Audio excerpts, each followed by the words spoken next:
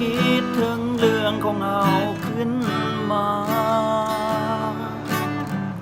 ถึงเรื่องมันแสนนานผ่านกาลเวลา แต่คิดขึ้นมาเมื่อใดแล้วใจยิ้ม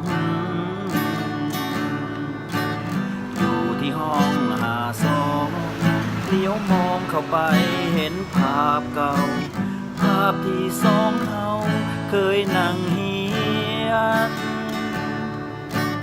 โต๊ะตั้งไม้เก่าๆที่เฮาเคยใส่นั่งขีดเขียนข้างฟ้าห้องเฮียนเขียนว่า I love you คิดถึงชีวิตมอคิดถึงคนฮักตอนมอคิดถึงวันเวลาเก่าเล่านานอยากกลับไปอยู่มออยากกลับไปเป็นเด็กมอกลับไปเรียนวิชาภาษาใจพอกลับมาถึงบ้านลองค้นภาพถ่ายเมื่อวันวานเห็นภาพสองเฮานั้นกับเพื่อนฝูง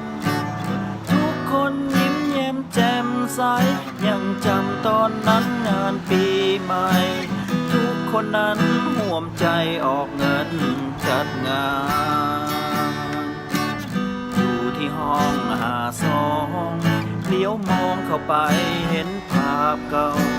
ภาพที่สองเฮาเคยนั่งเฮียนโต๊ะตั้งไม้เก่าๆที่เฮาเคยใส่นั่งขีดเขียนข้างฟ้าห้องเฮียนเขียนว่า I love you คิดถึงชีวิตมออยากถึงคนฮักตอนมอคิดถึงวันเวลาเก่าเล่านานอยากกลับไปอยู่มออยากกลับไปเป็นเด็กมอกลับไปเรียนวิชาภาษาใจ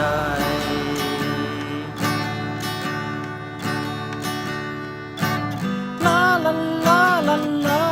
ลาลาลาลาลาลาลาลาลาลาลาลาลา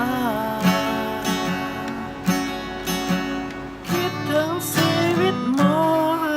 คิดถึงคนฮักตอนม